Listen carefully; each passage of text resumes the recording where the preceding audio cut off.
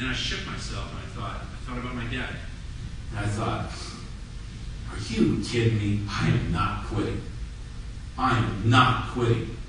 I will sleep at this stadium, and I will get up at 5 a.m. and take ground balls till midnight before I stop, because I am not going to quit. It's tantamount.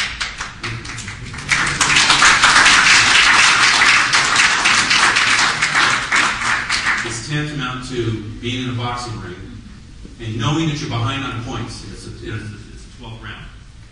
And going into the 12th round and saying, am I going to stay away from this guy? Or am I going to go toe-to-toe and one of us is getting knocked out? Well, that was my attitude. One of us is getting knocked out. Either I'm beating this thing or I'm done. That's what's going to happen. It was the most important thing in my life. More important than anything. And guess what, folks? I got over it. I got over it. I just went and I just slowly built up my confidence in practice. And gradually took that confidence, got bigger and bigger and bigger, and I was able to take that in the game. It got to the point where baseball was actually fun again. Because I think what you got to think about is what's your why. What was your why and why do you want to do something? Well, let me tell you this. If your why in your business is big enough, your how-to doesn't matter. And that's just what I thought about. My why was bigger than this building, and I was not going to let it kill me. So the how-to was inconsequential. So in going through that, I finally got over it. I was so grateful. Folks, I tell you, there was games in Yankee Stadium where we were up by a run, and there was runners at second, third, and 2 outs in the 9th inning, and I was begging for them to hit me the ball. Please hit me the ball, because this game is over. Baseball got fun again. And I never could have done this without leadership in my family, without leadership on my teams, without watching it day to day. Seeing my dad live that made a huge difference for me. And I know it's the same in business as well.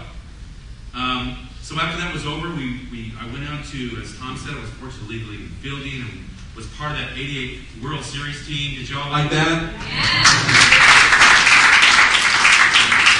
Kurt Gibson, boy, you talk about a leader in and of himself. This guy wasn't even dressed when he hit that dramatic home run until the 8th inning. He couldn't walk. Kurt Gibson could barely walk. And Tommy Lasorda went back and said, hey, big boy, can you give me maybe one swing if we need you? Well, the guy went and got dressed and went out there and hit one of the most historic home runs in the history of baseball. So I saw some great leadership back then, too. Went on to play with the Yankees, which was awesome. I love playing with the Yankees. I mean, that was such a fun thing to play in that stadium and see all the great players over there. And then after that, I knew that my baseball days were coming to a close. And at the age of 34, I decided to retire. Basically, what happened was I felt my skills waning. I actually didn't love the game as much anymore. Actually, the truth of the matter is I was going through a divorce. And I knew if I kept playing, I wasn't going to see my kids. And my kids were the most important thing in the world to me. So the answer was easy. I'm done. And I also didn't love the game anymore. I didn't love the practice and everything was just getting to me too much. So I decided that I don't want to hang out. If I don't love it anymore, then I'm going to retire. And I went out on my own terms.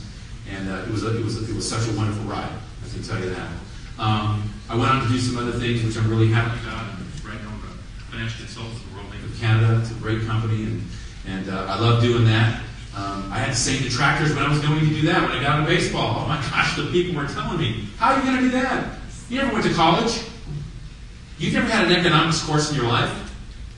How are you going to do that? You got to pass the Series 7, the 66, the 31, the 9, the 10, your insurance licenses. How do you think you're going to do that? What? You don't have any study habits. I said, you know what a study habit is? Let me show you. You put this right here in there and you study. And that's what I did, sometimes for 8-10 hours a day. And it worked out. I got all my tests and was elated with that. Went on to work with this great company that's just been so much fun. I saw so many players, ladies and gentlemen, really getting hammered with their finances, not even taking care of it and not knowing what to do with it. So I decided to help them out. And it's been very rewarding for me. I think the same thing that you can think about with this company. You've got a company with a great track record here, a tremendous track record.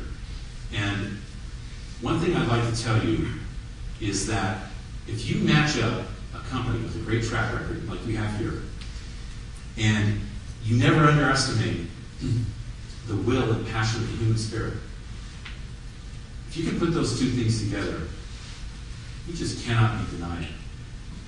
I wholeheartedly believe that. And in closing, ladies and gentlemen, I want to expand a little bit on Story. The leadership that my father told me was immense, that he showed me. And about 3 years after my father passed away, I was having a conversation with my mother about the conversation I had with my father and how he had that throwing problem and what it did for me, basically saved my career. And my mom looked at me and she told me, she said, "Your father never had a throwing problem."